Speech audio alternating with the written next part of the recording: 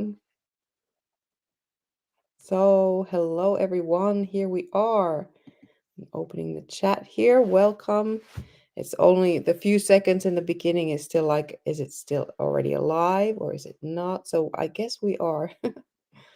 So, hi Morgan. Thank you so much for being here. Hello, How are Paula. you? Thank you for having me. I'm great. It's great to be here. I'm really happy to be doing this with you. Yeah, me too. It's kind of Yeah.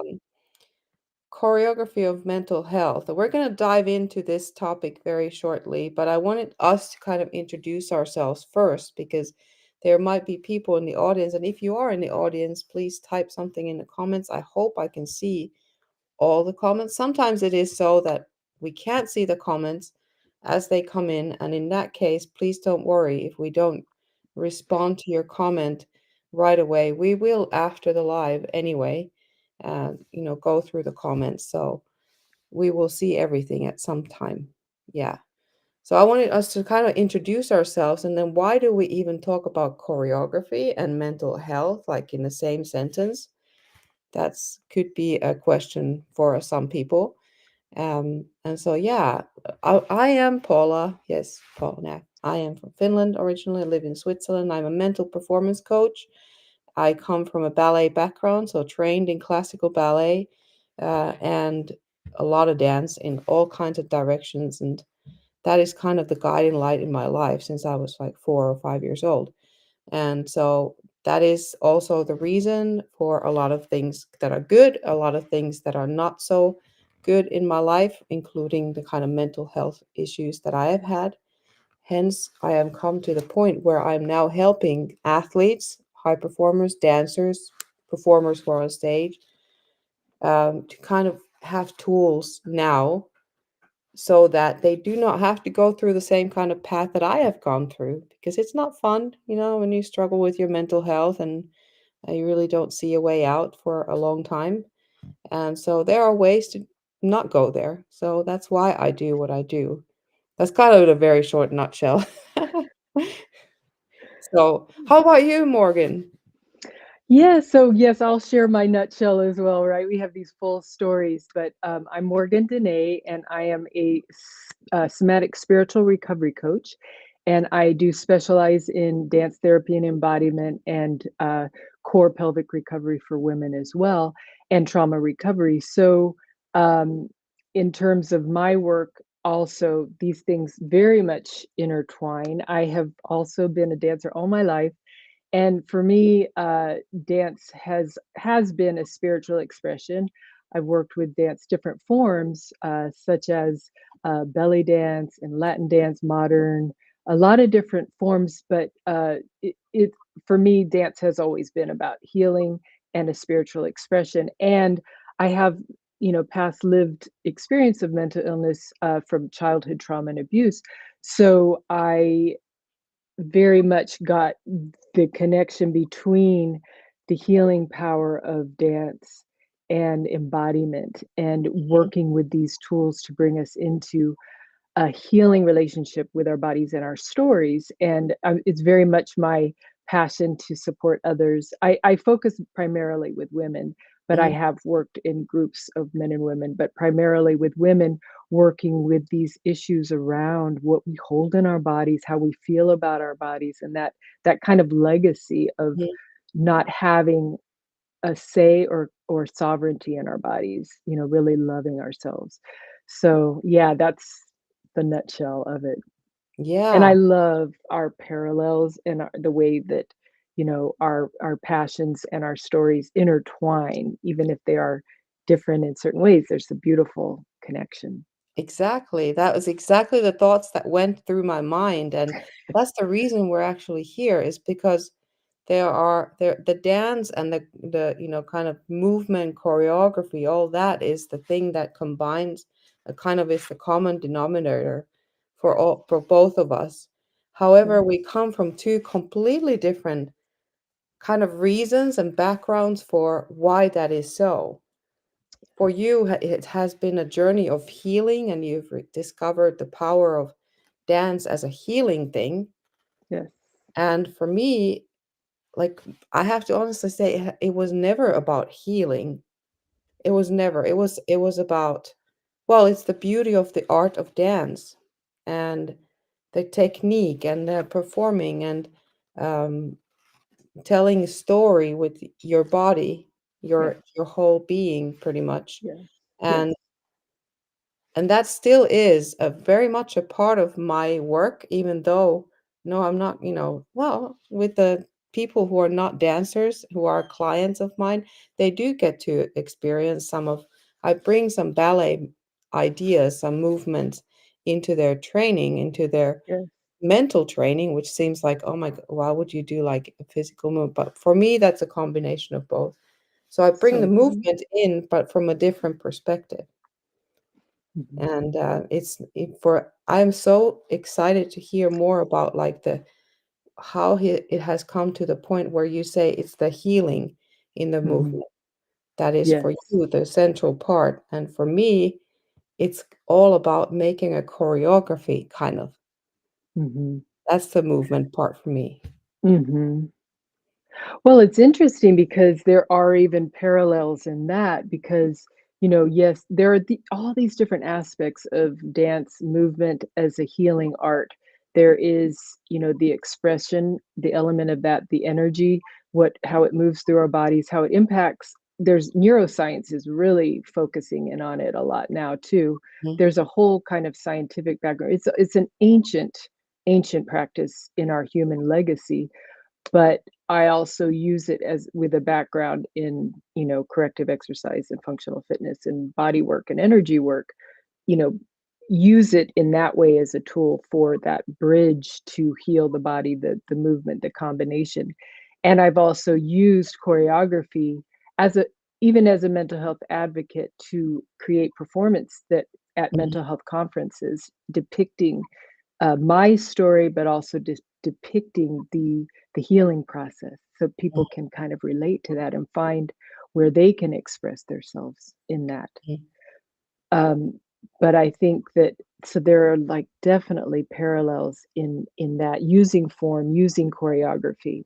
mhm, We can use it in so many ways, but it's kind of looking at what is the intention? How are we approaching mhm, this form or what we're doing with it? And then we have just the fact that life is a dance in itself mhm, and all the different factors we're putting together, and I think we recognized it in that way too as helpers and healers, supporters, coaches, and also as artists. mhm. Exactly. It's an expression of yourself. I mean, Yes. movement in itself for all of us humans, whether it's a dance, a choreographed, or some kind of movement in that way, or any kind of movement, we express ourselves, right? Yes. Yes. And even people who are not able to move their whole body are moving the parts that they Mhm. can to express because it is so important, so central to us. And I think that's like the kind of the thing that also for me is the choreography. It's like you choreograph your life Exactly. because you are in Exactly. charge of all the decisions that you make and you're responsible for how you appear in this world. And Yes. that's kind of the thing. Like if you're a choreographer, that's what you do. You decide, okay, what's the music, what are the lights, the costumes, what are the movements that we do? Is it a group? Is it one person, two people? You know, uh, how fast, how slow, whatever. All those elements are Yes. the same. Yeah. The ingredients. Hmm. The ingredients in the stew. Exactly. And I think that's the beauty of it. And also if a person, and I'm not saying everybody's ready. So a lot of people are not ready to embrace that and be like, oh yeah, I am the choreographer of my life. Right. It's a That big responsibility. awareness. Yeah, it is. It is a big responsibility, and it is I think we come to that awareness in layers because it can be way over it can be really, scary or overwhelming or intimidating if we're not kind of in that process of learning step by step and kind of coming into that awareness, learning the tools and all of that as we go, because it's not really what we're taught Mhm, growing up. We're kind of giving our power away and all of that, but I feel like we can, and I know we do that. We meet people where they're at as well to kind of build that awareness, because the truth is, whether we're taking responsibility or not, we're still being impacted by our own decisions and our beliefs and you know, our stories, how what we were taught, for example, growing Mm, up, or what we were taught in society about ourselves, and then how we live our lives based on whether it's conscious or unconscious.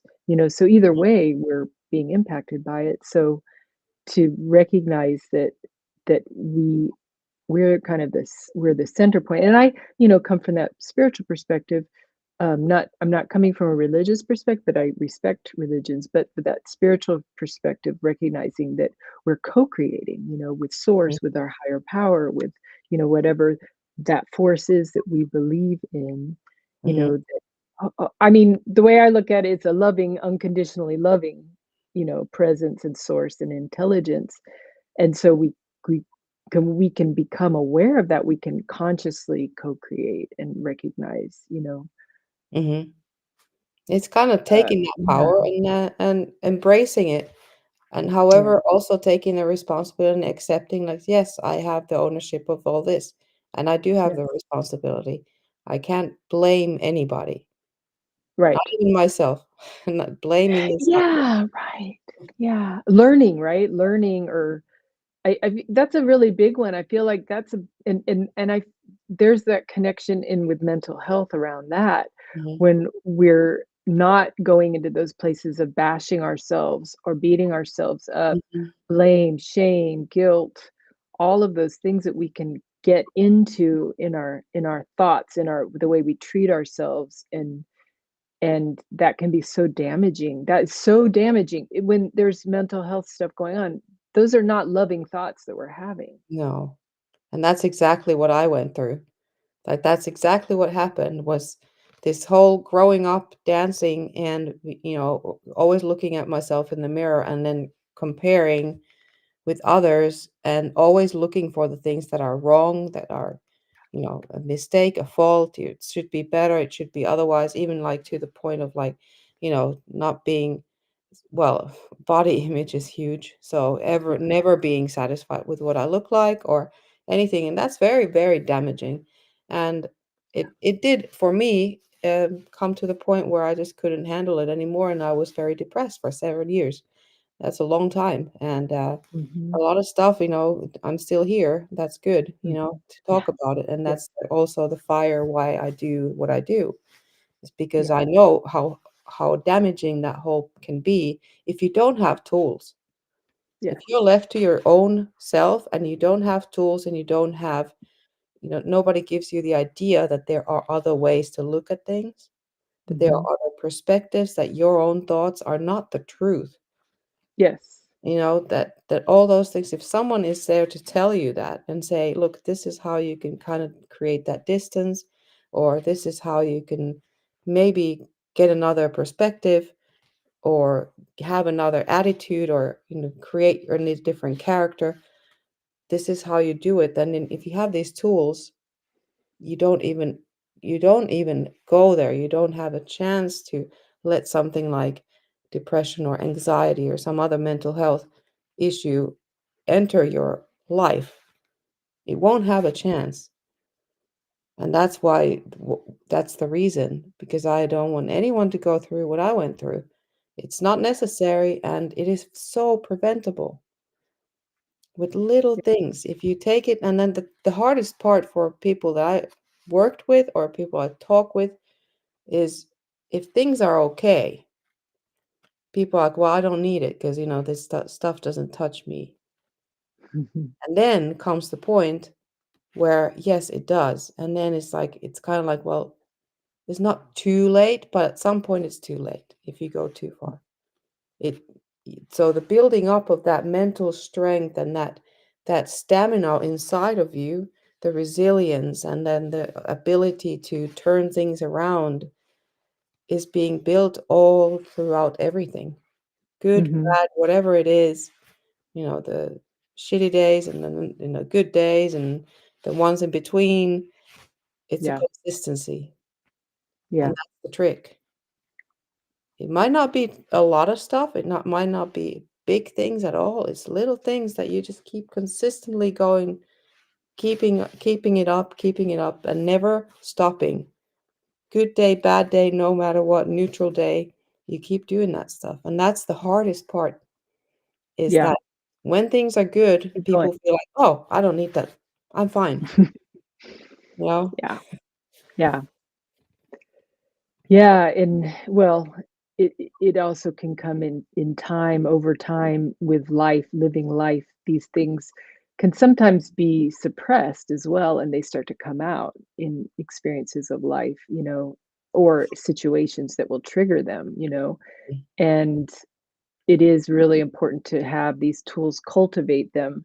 When you're speaking about your experience, those impacts of body image and outside performance standards and all of those things, that's kind of when there's not a foundation of you are enough, you are sacred and precious already, and your body is sacred, and all of that foundation isn't there, and it's just kind of a whittling away. You're not enough, Mhm, and excuse me, and that of course is where abusive messages and where my that impact was in, younger years, abuse and emotional, sexual, physical, these kinds of things, and things that also get passed down in the family. Those are lodged in the body, and those impact kind of our emotional makeup, mhm, something that lodges in us in our hearts, and to be able to start to kind of get into the foundation